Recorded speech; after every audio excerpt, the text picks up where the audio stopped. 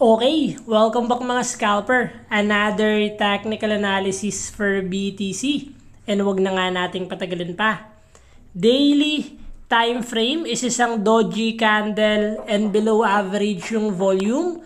Currently, nagkakaroon tayo ng malaking green candle and below average yung volume. Meron pa tong more than 12 hours to close this candle.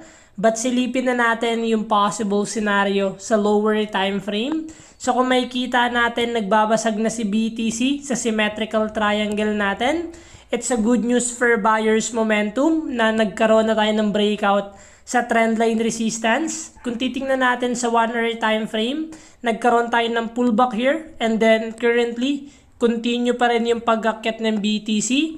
So as long na magke-create si BTC ng mga multiple higher low and hindi na tayo papakitaan ng weakness sa lower time frame, possible this is only a continuation ng uptrend momentum. So kung makikita natin yung volume sa daily time frame is palaki ng palaki, good news for buyers momentum.